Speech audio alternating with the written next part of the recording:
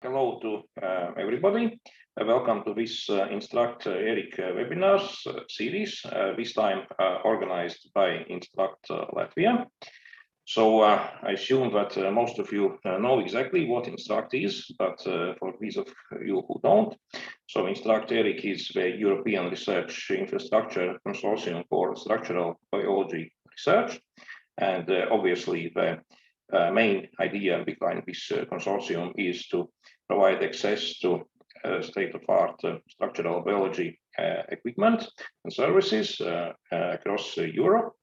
And so we have research visits possible, also quite a few training courses ongoing, and there are also internship possibilities, and also there are some small R research and development funding grants available from Instruct-ERIC.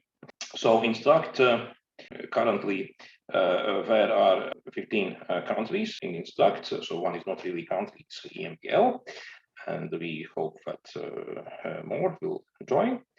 And most Instruct countries have also their Instruct centers with, dedicated activities like cryo-EM or whatsoever going on in each of them. Not all member countries have Instruct centers yet, so Latvia doesn't have one either, but we definitely hope to have one someday. But today we have this webinar series Structure Meets Function, webinar number 12. There will be 3 talks, one given by myself about single-stranded RNA phages. Then the second talk will be given by my postdoc and future group leader Gints Kalnins about bacterial microcompartments.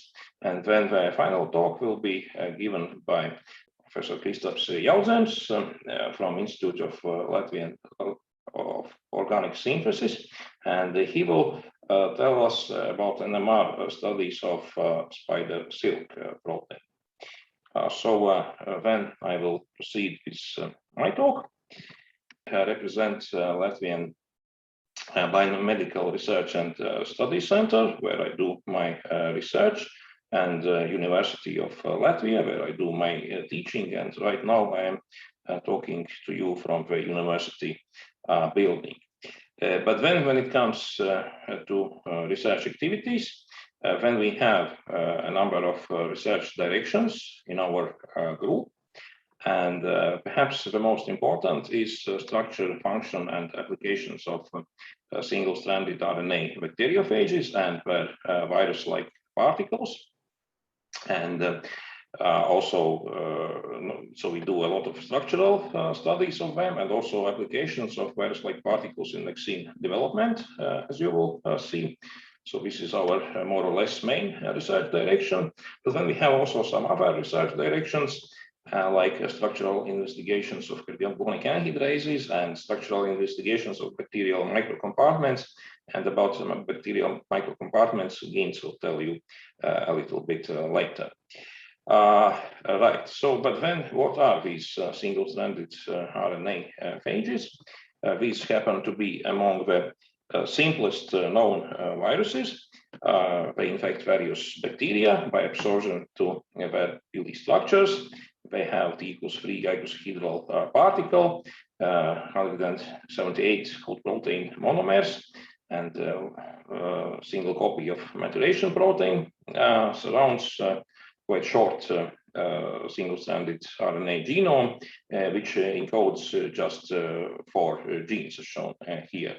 And these phages have been used as simple models for various problems in molecular biology, but not only that. They and their components actually have quite a few practical applications, as you will see. And our group has contributed quite significantly in this RNA phage research. So when it comes to the structure of a virion, then yes, as I already told, it has icosahedral T=3 symmetry, which is almost perfect, except that one of these cold protein dimers is replaced by a single copy of this A protein, which binds to bacterial pili structure. And actually, the genome inside the particles also has quite well defined structure. So the whole virion structure can be obtained only by cryo-EM, of course. By crystallography, it will be averaged out. You'll see only the protein shell. And actually, the first medium resolution asymmetric structure solved for this or for any kind of virus, I think, solved this contribution from our group. So, but then these single-stranded RNA phages were not just our toys to play around with and see what kinds of genomes they have and so on. So actually, surprisingly, many tools and applications have been built based on these phages, and some include, so the phages themselves are used as markers and surrogate models in environmental and disinfection studies. When whole protein RNA stem loop interactions are used in imaging applications known as MS2 tagging technique. And then quite a few applications depend on the virus-like particles, which are used in, for example, armored RNA technology. MS2 will be peptide display, targeted delivery, nanoreactor design, and vaccine development. And we are working on this vaccine development field ourselves. And for all this, of course, it's good to know your partner. So in other words, structural studies are quite helpful in downstream applications. So we can make some sort of toolbox out of these RNA phages. So about these applications, so in our lab, we are trying to apply these virus-like particles in vaccine development. And then you might ask, what kind of vaccine can you make out of cold proteins of virus-like particles of bacteriophages? The thing is that the immune system recognizes a highly repetitive pattern of antigen as an important signature of viruses. And therefore, immune system can be kind of fooled by presentation of completely harmless C1 molecules in a similar pattern, like on virus-like particles of pretty much any origin. So by attaching some sort of antigen to the surface of these virus-like particles, you basically end up with a high immune response. Yeah, so what kind of things we would want to expose on the surface of these real virus-like particles? So you could do this protein from another virus, for example, RBD domain of S protein of coronaviruses, and create a kind of vaccine in that way. So that actually we have done. So it's unfortunately not one of these vaccines which you can use now, but it works. We have tried this in virus neutralization assays, for example. Otherwise, you can attach protein or carbohydrate from some other pathogen, bacteria or parasite. It doesn't have to be virus. Interestingly, you can actually create autoimmune response in that way. So if you have some sort of unwanted self-antigen, which you want to get rid of in particular conditions, you can attach that one to virus-like particles, and then this construct can overcome B-cell tolerance. So in that way, you can make a vaccine, let's say, to against hypertension, for example, or some sort of allergic conditions by making autoimmune response to some interleukins. And even small molecules like nicotine. And in other words, vaccination is possible not only against pathogens, but also against other illnesses or addictions. But then back to this structure. So as I said, we have been characterized quite extensively these single-stranded RNA phages. And in early days, the only way to do this was to see the structure of the capsid by crystallography. And this has, before 2020, 7 structures of these capsids have been solved more or less by involvement of our group. So I originally, I spent quite a few years in Uppsala, Sweden. So first structures came from there, and later in our lab in Riga. So the thing is that these cold protein monomers actually form very stable dimers. You can see here. With unique structure, not present in any other known viruses or indeed any other known proteins. Yeah, and here is our recent example where we saw the structure of virus-like particles of phage AP205, and it turned out to be quite useful for downstream practical applications.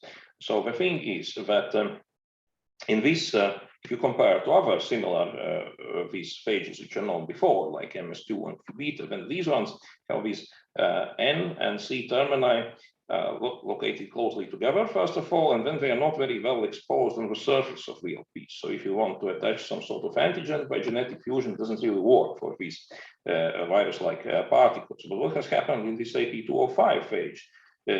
Evolutionary somehow, this N-terminal beta strand has been transferred to C termini. So this is kind of possible due to this circular permutation, since N and C termini located closely together.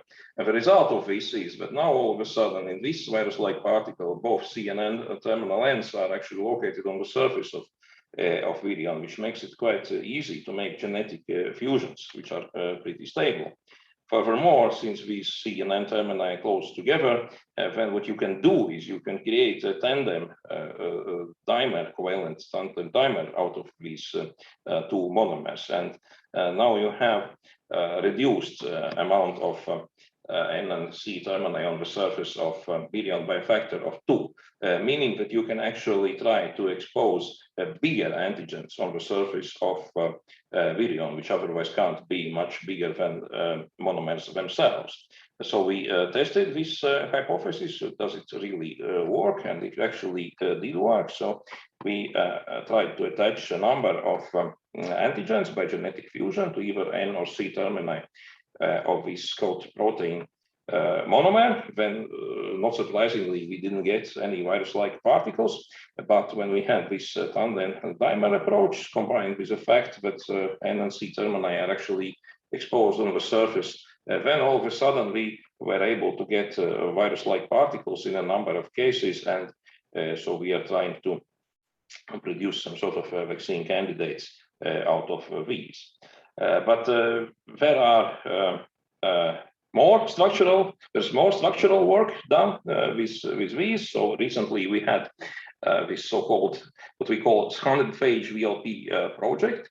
So that one was dealing with obtaining characterization of novel single-stranded RNA phage virus-like particles. So we discovered and characterized about 70 new VLPs. So where did we get these from? Source of these VLPs was metagenome sequences. So we have never seen the actual viruses themselves, but we just took the code protein sequences and tried to express these in E. coli, see if we get any virus-like particles. And actually we did get quite a few. And we also characterized quite a few of them structurally.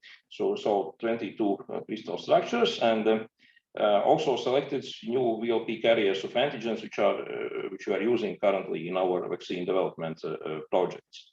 So, but then apart from these practical applications, where, first of all, why would we need so many of these VLPs? So the aim is to get many structurally diverse RNA phage VLPs suitable for presentation of various antigens. And then different VLPs may accommodate different antigens, either by genetic fusion or chemical coupling. In other words, there might be not a single best VLP. So for each antigen, you might need to kind of adjust different VLP.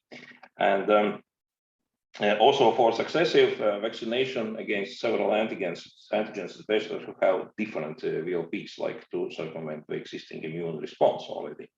And actually, all these obtained code proteins and virus-like particles may be useful for other applications as well, because these are used not only in the vaccine development, but like in extended this MS2 tagging technique or other of these toolbox things.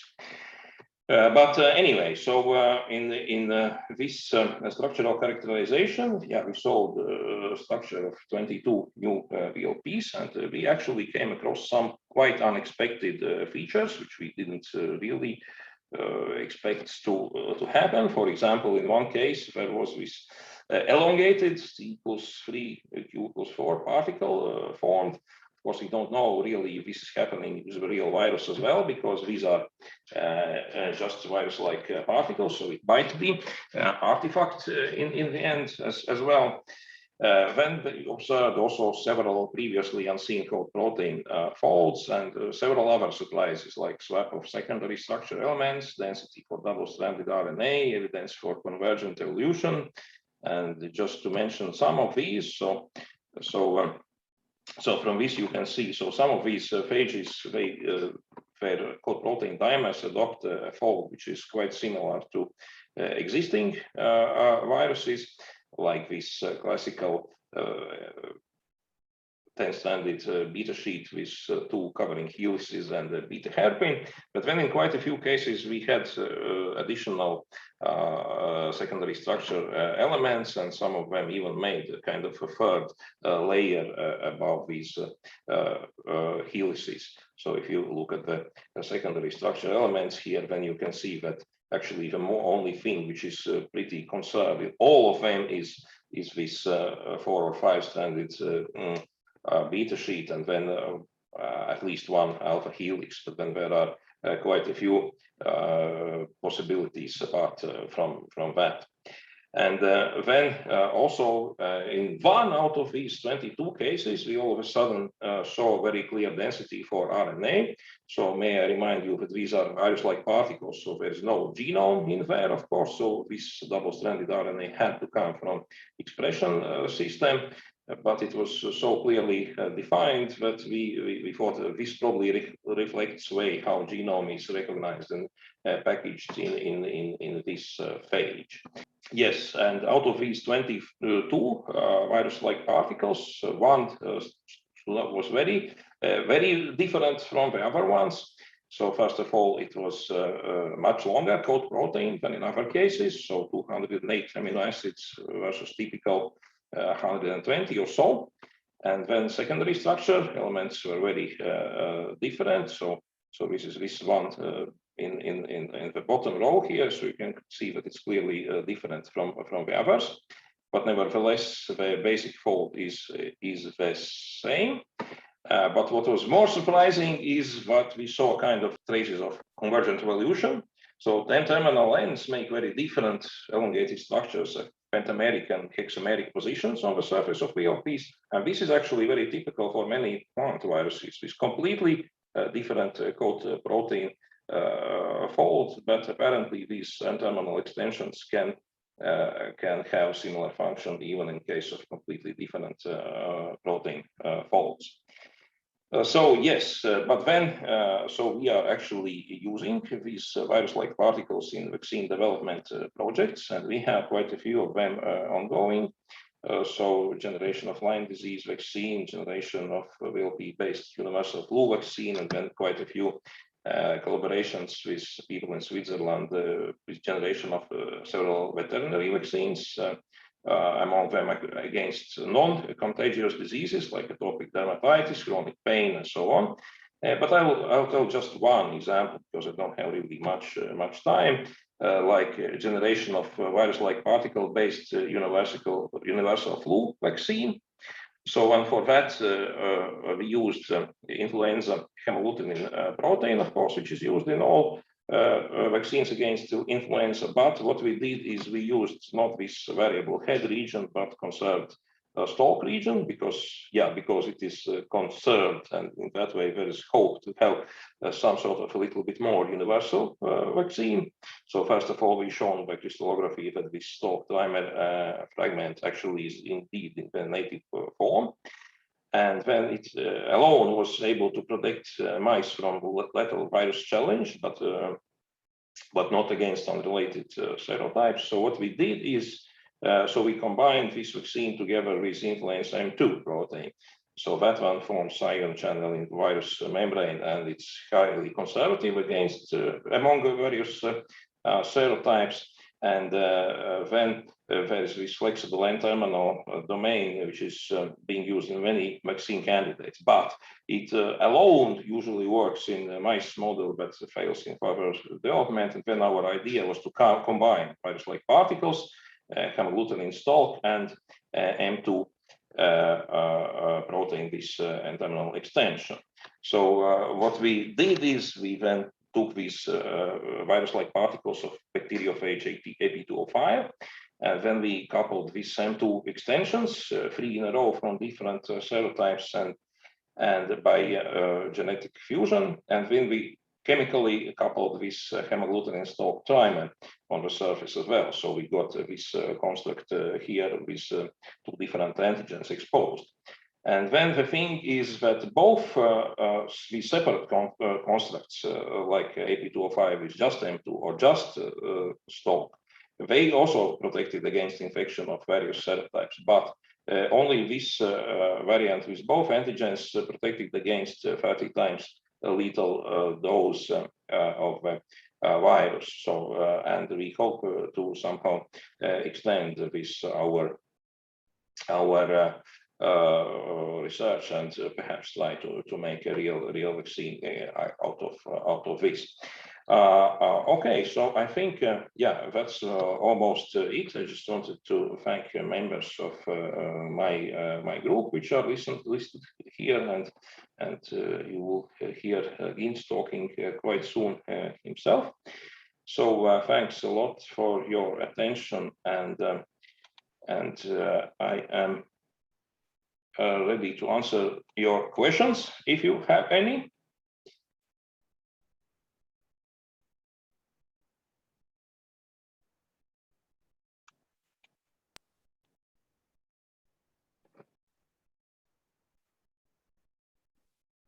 So thanks a lot, Kaspars. There is a question for you that is in the chat. I will read it for you. How does the half-time of the different VLPs vary? In the organism, I don't think we have really checked that. I mean, that would be quite complicated, right? So then you will have to draw I don't know, blood from animals after defined times, and so I don't think we have a good answer for that. But the thing is that these virus-like particles, they have very different stability, and in general, if you have something very thermostable, then this is likely to survive in organism for a longer time as well. So we have a tendency to choose thermally more stable VLPs. Any more questions? When generating the various phages in E. coli, did you find differences in biophysical properties, stability, or else? Oh yes, that's what I said. So some of them, so actually not all of these 70 were useful in any sense. So some of them were marginally stable even at 37 degrees. But there were some which you could virtually boil, basically. So yes, there are huge differences in stability. Okay, so if there are no more questions, then Gints, please go ahead with your microcompartments story. Thank you for the introduction, Kaspars. Yes, so I am Gints from Latvian Biomedical Research and Study Center, and I am working with bacterial microcompartments. So first of all, what are those? They are prokaryotic organelles that consist of an encapsulating enzymatic core that is enclosed from the outside by a protein shell. And the purpose of these organelles and the reason of making such formations is to contain either toxic, such as aldehyde, or volatile, such as CO2, intermediates that are produced by these encapsulated enzymes.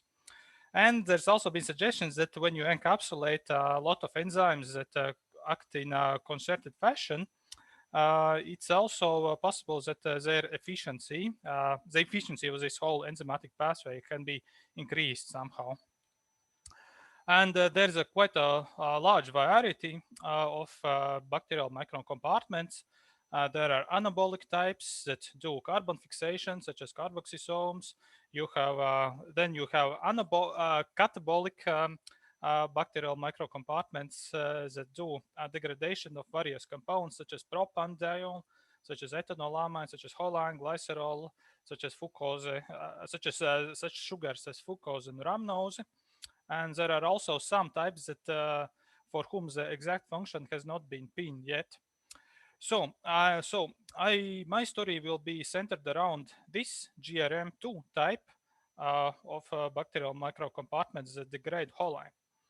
So these type of bacterial microcompartments contain 4 encapsulated enzymes that also act in a concerted manner that degrades choline into trimethylamine, ethanol, and acetic acid. And from 2 choline molecules, it's possible to get 2 trimethylamines, 1 ethanol, 1 acetic acid, and 1 ATP molecule. So this is a very strictly anaerobic process.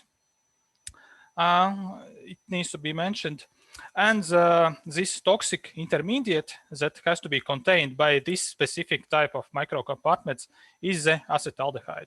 As you can see, it is processed strictly inside the compartment and converted into less harmful compounds such as ethanol or acetic acid.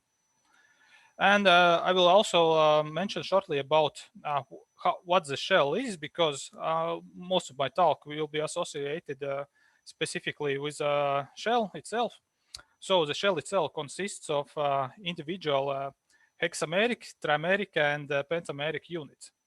And you have the hexameric BMCH proteins, which actually makes the the largest part of the shell itself. Then you have the pseudohexameric trimers, which are very similar to the hexamers, only they consist of double fused domains, but they are also can integrate quite nicely with the BMCH proteins and make a flat hexameric chain. And then you have the pentameric BMCP proteins that form the 5-fold vertices of these icosahedral shells. And talking about how uniform these shells are, if you look at it in a idealized view, then in theory it is an icosahedron, but in practice, it can vary. For example, carboxysomes are very close to real proper icosahedrons. I believe there are some studies where people actually purified such carboxysomes and were able to sort them into proper 2D classes with cryo-EM. If you look at the metabolosomes that are basically every other BMC type, except for carboxysomes that do carbon fixation, they are much more, you could say, uneven shaped. They have, much more polyhedral forms. And so basically, you would not expect to sort this type of material into proper 2D classes with cryo-EM, for example. And so this is the GRM2 locus from Klebsiella pneumonia up in close. So what encloses this type of microcompartment locus? Well, you have these BMC structural proteins of the shell. There are 4 BMCH proteins, 1 BMCP protein, no BMCT proteins, which is kind of a bit unusual, but not very exclusively characteristic. But it's an interesting feature. And so at first we were interested into the shell itself, how it assembles, what is necessary for the assembly of the shell. So what we did, we took and isolated these structural genes and tried to co-express them in a recombinant system in Escherichia coli with the aim to get recombinant empty particles. And actually, when we co-expressed these 3 proteins, actually with a slight mutation is this last gene, which made a much more efficient assembly. And also this BMCP protein, we were indeed able to get empty shell particles. However, when we looked at these particles, when we concluded that they are not uniform. They are very, very far from uniform, as a matter of fact. So when we pass them through size exclusion chromatography, we could see that there is some very large material that comes at the very start of the process, right after the void volume, and then it's kind of a smear, which ends with another peak that contained very small particles. And when we looked at these particles into the negative staining transmission electron microscopy, what we saw was that this larger particle peak contained consequently very large particles, something like 200 or 100 nanometers large. And then when you move further to the end of this size exclusion chromatography process, you get progressively smaller and smaller and smaller particles. And this last peak consisted of the smallest 25 nanometer particles. And so, since this was the most uniform peak, what we did, we took this material and shipped it to cryo-EM facility. And we actually managed to collect not a too large data set, but and on Talos Arctica, by the way, not on Titan Krios, but nevertheless, we managed to solve a very nice 3.3 angstrom cryo-EM map and build an atomic model for this smaller particle as well. And as you can see, it is icosahedral PT4 particle, which has the CMCD pentamers nicely integrated in the pentameric vertices, as would be expected, and the CMCC. Well, mostly CMCC, also CMCA and CMCB, but they are very similar, so you cannot really tell what is what. These hexamers also located in between them. However, that was not the end of the story. When we looked into the cryo-EM data, we also saw some other minor classes as well. For example, when we played around with asymmetric reconstructions of these PT4 particles, we noticed that quite a lot of them are missing one pentameric unit, or at least one pentameric unit. So what we concluded was that either these pentameric units are not very strongly integrated into the shell, or perhaps the shell already assembles without some of these pentamers. They are not that necessary for the assembly of this small recombinant shell. And we also noticed that there are some slightly elongated shell particles that had PT4Q6 that had one additional hexameric ring to them. Well, okay, then we saw that there is some interesting material in these larger particles. So what we did, we took another type of material that was slightly that was contained the larger particles in the other fractions of the gel filtration that were slightly closer to the void volume. And what we got was quite a cornucopia, I would say, of very different shell particles. We found out there are some PT7 particles, these larger icosahedral particles. There were quite a lot of elongated particles with, not one, but 2 and 3 additional hexameric rings that were derived from PT4 particles. There were very, to our surprise, were triangular particles that contained like 3 fused PT4 particles together in a D3 symmetric fashion. And we also identified some 2D classes of other types of particles. For example, the triangular particles of PT7 particles that are basically these types of particles fused into this type of manner. And we also saw some additional, even more elongated particles with not 2, not 3, but 4 separate hexameric rings, so very long particles, and elongated PT7 particles as well. And we also noticed that for these larger particles, it was quite typical to have encapsulated smaller PT4 particles. So these larger particles were like matryoshka dolls, smaller particles stacked inside of larger particles.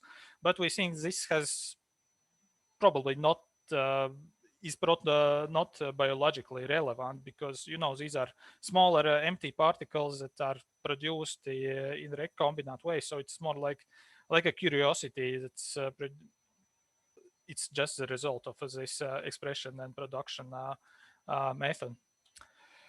And we also saw some other particles which we were not really able to tell what those are, because there were only a couple of hundreds of these types of particles, and 2D classes were the best we could squeeze out of that particular dataset. However, we had an idea that since there are some elongated particles, an opposite process can happen as well. That is not elongation, but oblation along fivefold axis, because these particles look like kind of an oblated particles. And then there were other types of asymmetric particles, something like kidney-shaped particles in these cases, or some particles that have like half of these particles is like icosahedral. You could see the corners, and the other half is like rounded in a very so somehow mysterious way, which we really don't know. And then there were some particles that are like egg-shaped, which have one end for some reason a bit pointier than the other one. So these are some kind of particles that we were not able to tell what exactly those are, but they are worth mentioning. And so yes, this is kind of an overview about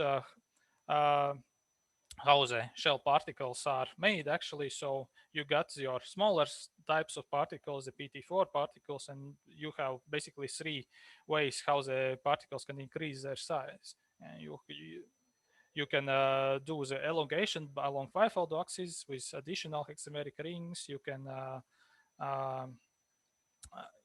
observes icosahedral enlargement from PT4 to PT7. And what is more interesting is that you can also observe even for small particles fusions, like these three type of fusions.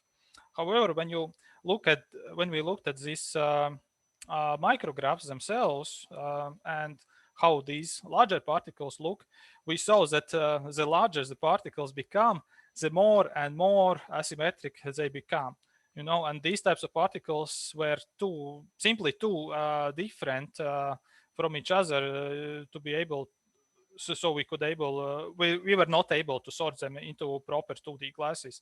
So we really do not have much of an idea what kind of symmetries these have, but we can absolutely tell that these are not anymore some kind of larger perfect icosahedrons or elongated icosahedrons, but they are very irregular polyhedral fusions. So basically the smaller particles are much more uniform, but beyond PT7, it becomes very unlikely to see some perfect icosahedrons or so. So the larger particles are really they're looking like these. So and another line along which we worked was to analyze how these core enzymes encapsulate inside these shell. So what we did, we also isolated the core enzymes themselves, and we then co-expressed them with shell proteins. We, as you see, we did quite a lot of co-expression experiments, and simply then we tried to purify the particles and just looked whether we can see these core enzyme bands or we do not see the core enzyme bands. And in the end, we were able to do some conclusions about how 3 of the 5 core enzymes encapsulate. And what we noticed was that the CAT-C, the choline lyase enzyme, was the most central, most important of these all enzymes because it was the only one that was able to encapsulate inside these particles as such. However, when we co-expressed CAT-C with CAT-O, alcohol dehydrogenase, we noticed that the CAT-O could be encapsulated. So that means that the CAT-O is encapsulated only when it's in complex with CAT-C. And the same could be said about CAT-F as well, aldehyde dehydrogenase. However, there were different regions responsible for encapsulating these two enzymes. If CAT-O was encapsulated by this CAT-C terminal domain, that's also responsible for encapsulating CAT-C itself. Then the CAT-F was binded by this CAT-C mysterious N-terminal domain, which is kind of unique for the CAT-C from the GRM2, is not really typical for any other glycerodical enzymes which are related to this CAT-C enzyme. So, and since the CAT-F is also tetramer, it's very likely that such of a binding between CAT-F and CAT-C results in you could say, polymerization of these core enzymes and formation of these large enzymatic cores. So the CAT-F and CAT-C kind of plays also a cross-linking role in our model, that is to increase the enzymatic core size, because in native microcompartments, these particles, as you saw in the first slides, are quite large. They are not 25 nanometers, they are not like 30 or 40 nanometers large, they're 100 or 200 nanometers large, so they are quite large.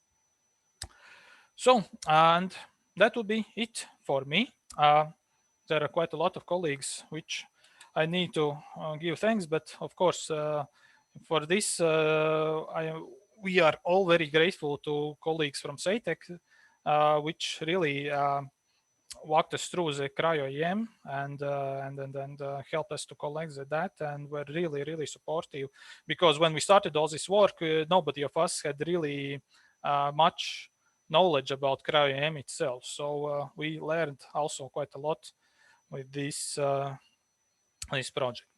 So yes, thank you very much. If there are some questions, I'll be happy to answer them. So how did you come to decide to use gel filtration as a purification method as opposed to sucrose gradients or other BMC purification methods? Okay, so you see, people have been using these gradients as well for this particle purification, but simply it was because we have more skill with the gel filtration columns than with gradients. So it was more like what we were more comfortable with. And then it's also much quicker, much simpler method, and in my view, as I see it. So, and it worked really well for the purification. We also routinely use this this method for purification of VLPs. So it was kind of what we had on our hands. So that's how I can answer to this question. So which of these different types of VLPs do you believe have substantial biological relevance? Could any of those non-biological relevant VLPs can be used for targeted delivery of drugs? Oh, well, the largest particles, I think, may have some biological relevance, but the thing is, we are thinking about, adapting these particles as well for some recombinant applications, for vaccines or for making some nanoreactors with encapsulated enzymes, inspiring from the native function of these particles. So you could say that the biological relevance is limited. Of course, the assembly principles are the same, which is true for smaller particles. For example, as having the pentamers in the fivefold axis, as a fivefold symmetry axis, and then the hexamers in the flat sheets. It's true for larger particles as well. So that's that. And when we published this material, there weren't that many models of these compartment shells as well. There are many more right now, but at that moment we were kind of one of the first ones which has this structure. And can they be used for targeted delivery of drugs? They could probably, but the thing is, as protein shells, they are not very stable. They are much more unstable than VLPs. So their limit without some kind of stabilization or something like that would be quite limited, I would say. So that would be that. So the next question, were all 5 shell proteins required to form the particles? The answer is no. We could do without this larger CMCE protein. So that was not really necessary. It was kind of necessary to make the particles a bit larger. So we think it's a bit more necessary to for the native type of particles to form. But we could do with these 3 hexamers and this 1 pentamer. So 1 is not really necessary for the particle formation. Why do you think this CMC improve particle formation? Yes, so this CMC prim is kind of a mutated CMC variant, which is contains a deletion at the very end of this sequence, something like the third or fourth amino acid from the end. So it forms kind of a frameshift mutation, a slight elongation of something like 10 random amino acids. And to our surprise, we discovered that when we co-express this type of CMC proteins, then we have much enhanced formation of these particles, like very, very enhanced, like 5 or 10 times more enhanced. So we kind of stick to this kind of construct because, it was much more convenient for us to produce these particles. And this C-terminal end is directed towards outside, so it really did not affect much the encapsulation itself. So that would be that. And why do I think it improves particle formation? As a matter of fact, I really do not know why. It's not something we planned. It's just something like which we struggled upon and kind of noticed and went along with it. So sometimes you really discover things which you really don't know, because why these 8 or 9 amino acids as a C-terminal end do such an improvement of assembly and particle formation, I really don't know. That's something I would like to know myself, as a matter of fact. So yes, so I think I'm done with that. What are the ratios between different forms of the capsids, elongated versus icosahedral? Well, if you talk about the smaller T4 particles, then the ratios are like the vast majority, of course, are icosahedral particles. There was like in this first data set, there was something like 90% were the smaller T4 particles, and something like 5 or 6% were these smaller elongated particles with 1 hexameric ring. So it was something like 90% versus 5%. So it's like 1 per 5. And when you talk about even more elongated particles, these percentages, of course, go much lower. So you have 1% and below 1% on these particles. So the ratio is something like that. So that's this question. So the next question is, are cut C, cut F, etc. free moving inside the cavity? I think no, they are more or less rigidly bound to the shell itself. And once they are encapsulated inside these particles, I think they really do not swim around freely. But I am really not 100% sure about that.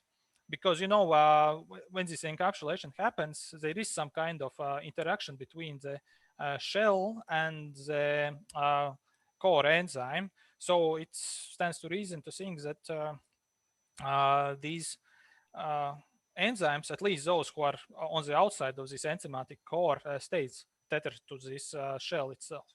But it could be possible, of course, that they are somehow also swimming freely inside. But for example, in these smaller particles, there is not that much of a space where they can really swim everywhere freely too. So I think they are more or less fixed inside these particles. So do I have a structural explanation for the enhanced formation?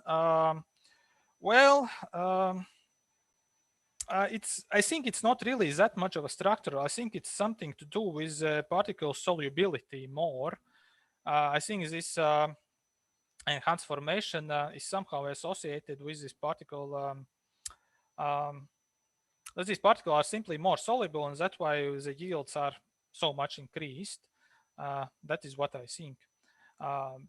There is really not that much of this C-terminal elongation really does not affect the structure itself that much. It's kind of a surface of the capsid and directed away from these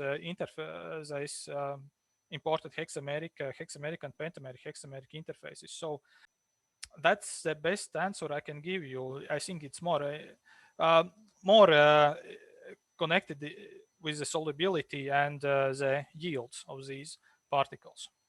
Thank you very much, Gints. So, but I see that there is one unanswered question to the previous talk. So before we move on, I'll try to answer this. So John asks, are these VLPs, and can we transfer RNA or molecules, I guess? And the answer is yes, you can package RNAs like mRNAs or whatever other RNAs, silencing RNAs or whatever, and not only RNAs, but also other types of small molecules. And then you can attach some sort of addresses on the surface of VLPs, and in that way you can try to do some sort of targeted delivery, but you have to remember that these VLPs are very immunogenic, so which are helpful in case of vaccine development, but not really if you want to do targeted delivery. So yes, you can do this, but you have to deal with consequences if you intend to do drug delivery for this. Okay, so then I guess now we will have opportunity to hear something completely different about spider silk. So Kristaps, please, the floor is yours. All right. Hello, everyone. My name is Kristaps Jaudzems, and I will talk about spider silk and how we got from NMR structural studies to the mechanism of formation and to artificial fibers. Now, to introduce spider silk, I usually refer to this article from the popular science magazine, Science Illustrated. This is the Latvian version, and I actually helped translate this into Latvian. So this article tells us about 5 miraculous properties of spider silk, which are high tensile strength. In fact, as you may know, it's stronger than steel, so it could be used to make unbreakable strings and ropes. And second, very high toughness combined with low density, so we could make lightweight bulletproof vests from it. And third, high extensibility, which would allow its use for creating artificial muscles.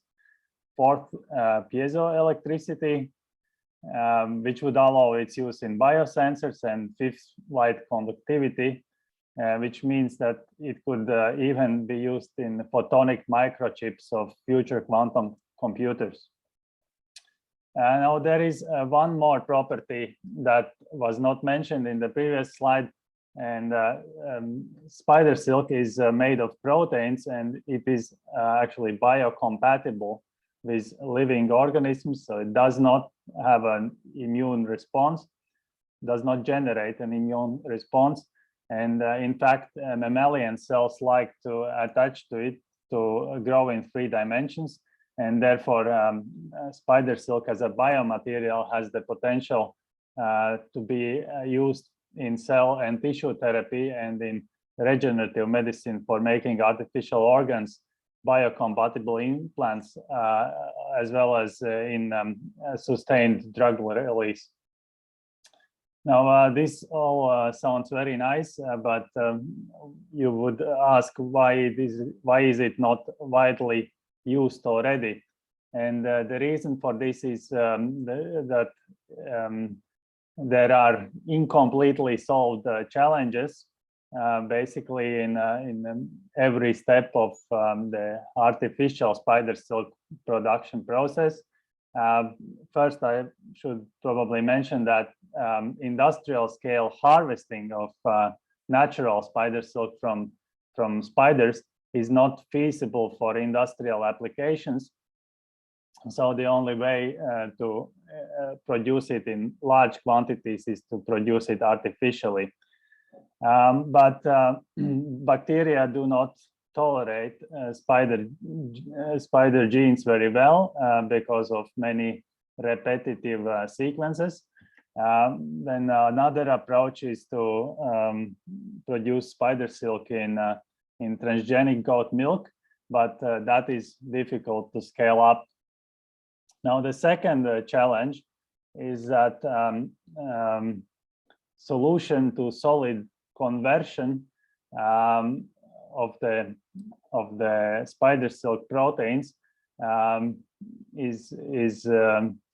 does not work as well as in the spider, and so here the standard methods used in the polymer industries, such as extrusion into organic coagulation baths and electrospinning, do not work and result in materials with compromised properties.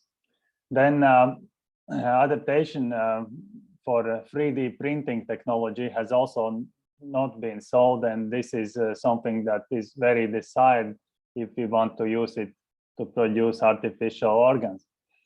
And then the third challenge is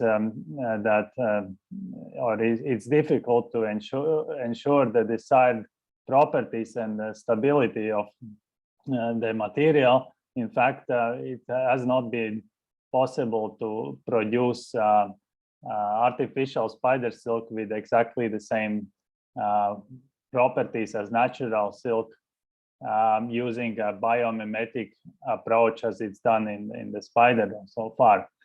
And this is because there is still lack of understanding of all the factors affecting the properties. For example, the role of coating is not understood, and there is also incomplete understanding of post-spinning treatment effects. Now, to try to solve some of these challenges, we decided to study how spider silk is made by the spider himself. And spider silk, as is shown here, is made of proteins. These are called spidroins, and spidroins consist of 3 domains. So the largest one is this central domain that determines the spider silk properties. So there is a glycine-rich sequence and a polyalanine sequence which provide elasticity and strength respectively. The sequence of this central domain depends very much on the silk type and also determines the silk fiber mechanical properties. But besides this central domain, which is very large, there are 2 terminal domains. And the N-terminal domain is comprised of about 130 residues and the C-terminal domain of about 110 residues. Both are very well conserved. And at the time when we started our studies of spider silk proteins, the role of these 2 domains was not well understood. It was known that they are in some way implicated in the regulation of spider silk formation, but their exact role was not known. And if you look how what happens to these proteins during the silk formation, then this is illustrated at the bottom. So when these proteins are secreted in the spider silk gland, they are mostly disordered and partly alpha-helical, and upon silk spinning, they form fibers with crystalline beta sheet regions and amorphous parts. So here you can see an image of the spider silk gland. So the silk proteins are secreted in the yellow part, which is called the tail. Then they are stored in the larger sac, and finally they are processed into solid fibers by passage through a narrowing duct, where the environmental conditions change, and upon this change, the structure of the silk proteins is changed. Our approach to study the silk formation in the spider was to first to determine the exact conditions that these silk proteins experienced in every part of the silk gland, and then reproduce these changes in the environmental conditions in the NMR experiment and see how the structure of the proteins change. So the major changes in environmental conditions is a reduction in pH from about 7.6 to less than 5.7. So we could only measure the last point here, but it probably does decrease even further. Then there is an increase in partial carbon dioxide pressure and the reduction in sodium concentration together with a slight increase in potassium concentration. And besides that, there is also shear forces that these proteins experience. And so our idea was that we should particularly pay attention to these extreme conditions, so to low pH, to high pH, to low pH, and to the potential role of the partial carbon dioxide pressure, as well as ion concentration changes. And so we started with the N-terminal domain. Here on the left, you can see an HSQC spectrum of this N-terminal domain. So it's a nice spectrum with well-dispersed and sharp peaks, characteristic of a folded protein. So this is at pH 7.2. That corresponds to the conditions here in the silk storage sac, or speedroin storage sac, and structure determination of the protein by NMR showed that the protein forms a monomeric 5-helix bundle, and the monomeric state was also confirmed by relaxation and analysis that showed a correlation time of 8.8 nanoseconds, corresponding to roughly 15 kilodaltons. Now the molecule shows a very distinct dipole, as you can see here, and therefore it's aggregation prone. So to stabilize this molecule in a monomeric state, a very high concentration of sodium chloride is required, and that is also present in this silk storage, in the silk protein storage sac. Now,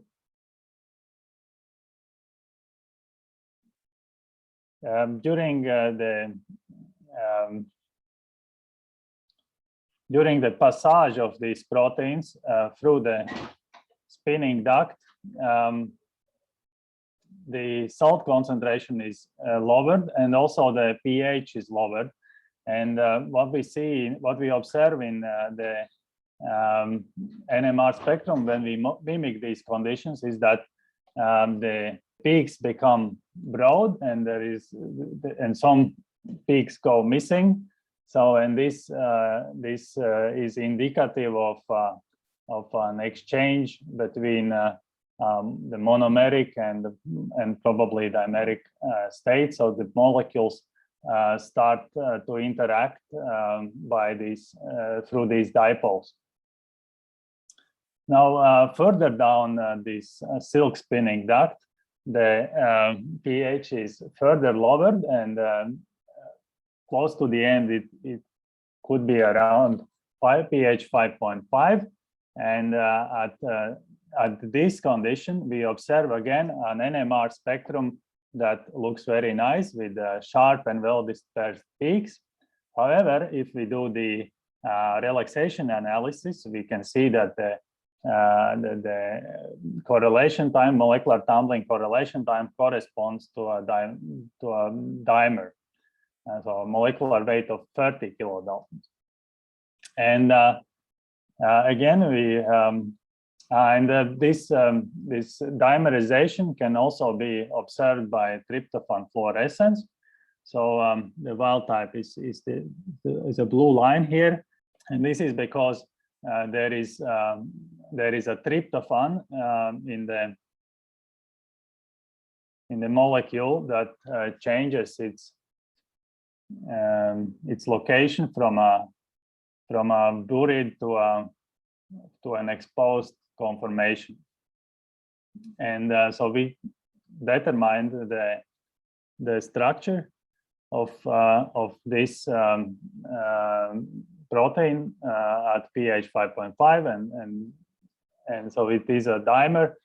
And then we analyzed a number of mutants where the glutamic acid residues, where specific glutamic acid residues were exchanged with glutamines to identify a mutant that would not be pH sensitive anymore.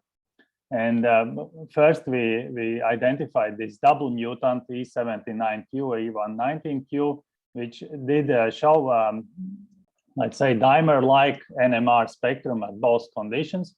However, there was still a change upon the reduction of pH, but this suggested that these two glutamates do participate in the dimerization, in the pH or in the protonation process that is part of the dimerization.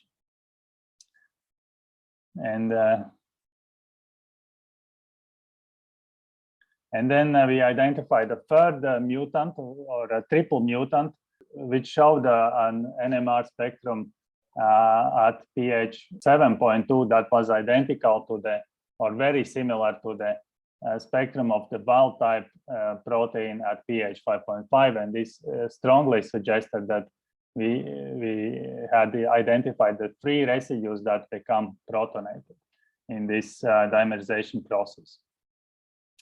Now, yeah, so this was the third. The third is the glutamine E84, and so this the protonation of this residue results in the formation of a specific handshake conformation where it forms a hydrogen bond with another glutamate. So then we studied also the C-terminal domain. Again, we used NMR to determine the structure of this protein, and this showed a dimeric 5-helix bundle already at high pH condition. Now the structure is stabilized by two salt bridges, as illustrated here. And when we reduce the pH, as this protein would experience by passage through the spinning duct, we see that the NMR spectrum changes, and the change is indicative of unfolding of the protein. And this could, of course, be mediated by protonation of these salt bridges. And then for this domain, we also looked at the possible interaction or possible effects of high partial carbon dioxide pressure, and we did a titration with carbon disulfide as a sort of a mimic of carbon dioxide by NMR, and we could identify residues that are partly buried but show large chemical shift perturbations, suggesting that the carbon disulfide or the carbon dioxide could interact with this and destabilize the protein. And then, in the end, we proposed that, or we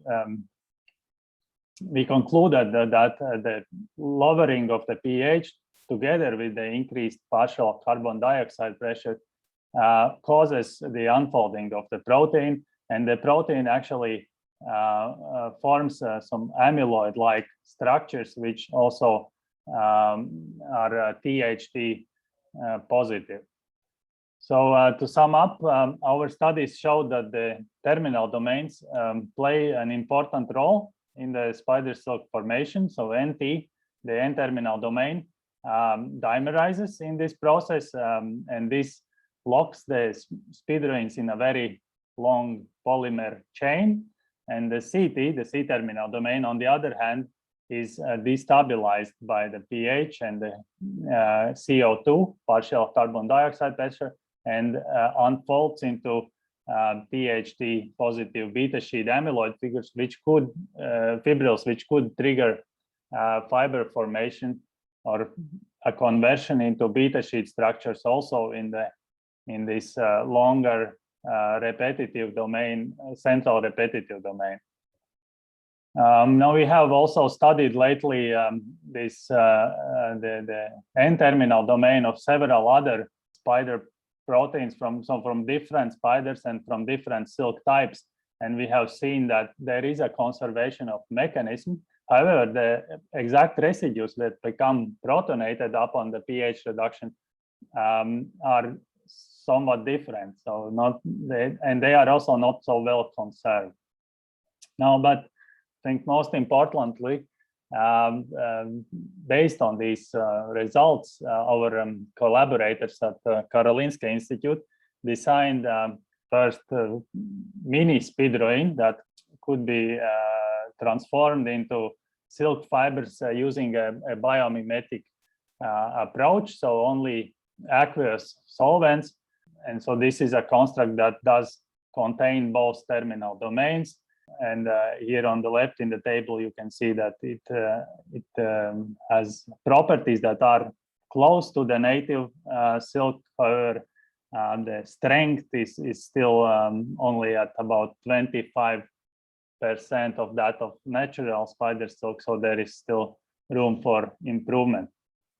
And with this construct, we have also done NMR studies, and we have seen that all the effects, the pH effects that we observed on the isolated domains are also observed in this on this mini spidroin that contains the two terminal domains as well as a short repetitive sequence in the middle. So it seems that this mechanism that we established really works.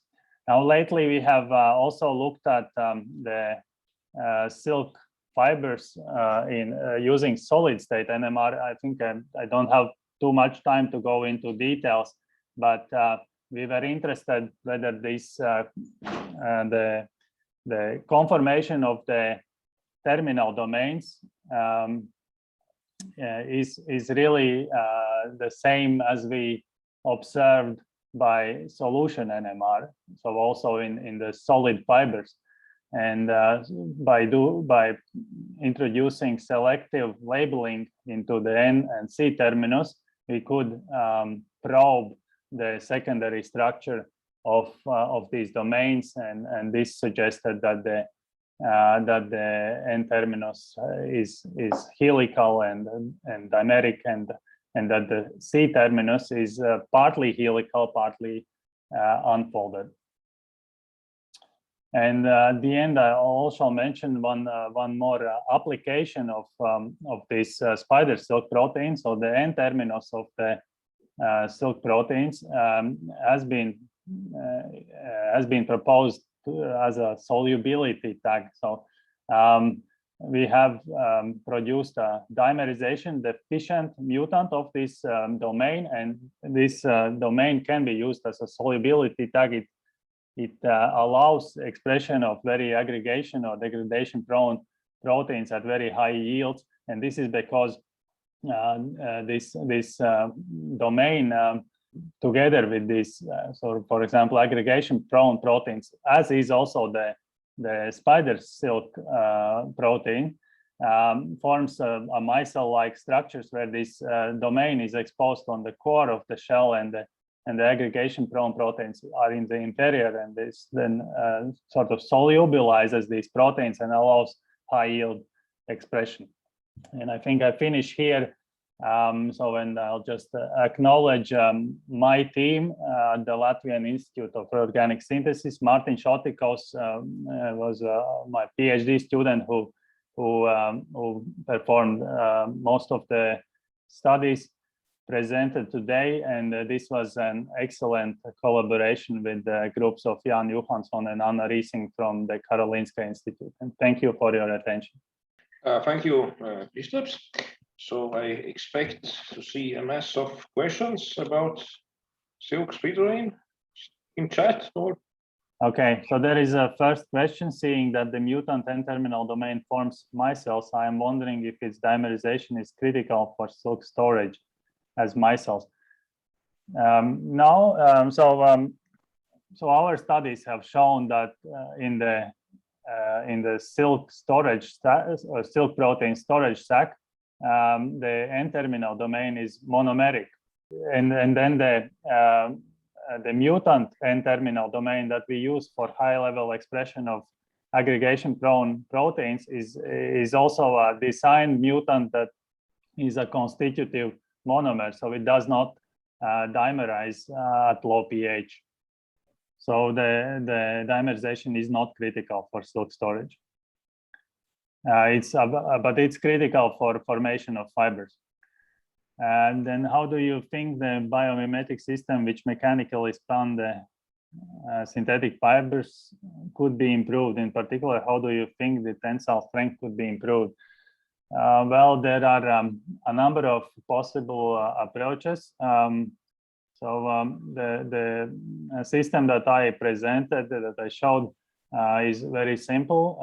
It's a capillary that extrudes these silk proteins into a low pH solution. But one possible approach that we are exploring is to use microfluidics. So by using a microfluidic device, we can control the change in the environmental conditions much more precisely, and we can also reduce the diameter of this channel that we pass the protein through. There are other approaches. So there is a device proposed by a Spanish group based on strain flow spinning. So it's again a capillary system, but there are two capillaries, one placed inside the other, and then in this device the strain is produced by a strained flow of a solution. Okay. And the next question, are the terminal regions able to phase separate as well as the whole protein, or is that dependent more on the repetitive region? That's a very good question. We have not studied the phase separation, although there is some indications that yes, they may be able to phase separate, yes. So more of an unwanted result of an experiment, but yes, it is very likely that they are able to phase separate, although I don't have an experiment to prove this right now. Then is there data if the N and C terminus interact? If yes, what function does it have? We studied this mini speedroin that comprises the N terminus, two repetitive sequences, and C terminus. In that particular construct, we did not observe any interaction between the N and C terminus.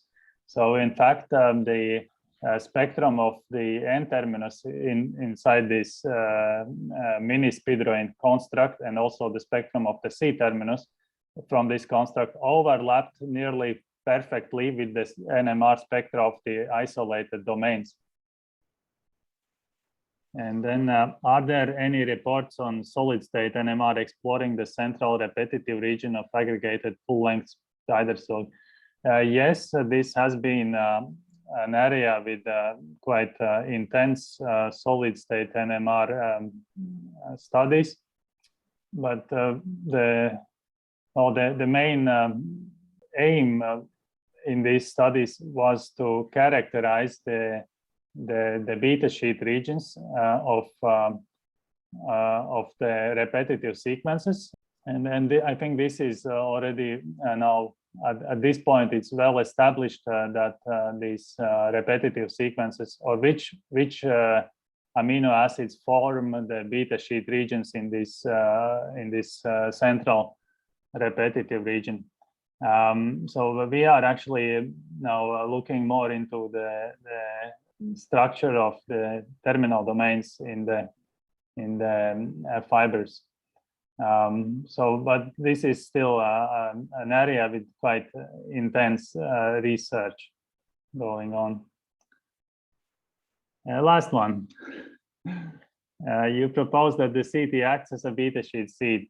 I find it a very interesting idea. Have you probed this experimentally with the seeding experiments? No, we have not. Yeah, that's a good point. Yeah, but so what we observe from our experiments is that at low pH the CT does unfold, and it does form these amyloid-like structures with that bind THT. So it's just more or less a hypothesis that it could act as a seed. We have not really tested it, yeah, with a seeding experiment. Okay, so I guess there are no more questions. So thank you, Kristaps. Thank you, so everybody. Yeah. So the next Instruct-ERIC webinar series will be on 12th of October. In this case, Instruct Slovakia will tell us about subjects which you will see now, so interpreting single molecule force spectroscopy experiments with normal mode analysis and mass spectrometry in glycoproteomic analysis, and the development of single molecule protein biophysics. So very exciting talks. So hope to see you on 12th of October, and thanks for your attention, basically.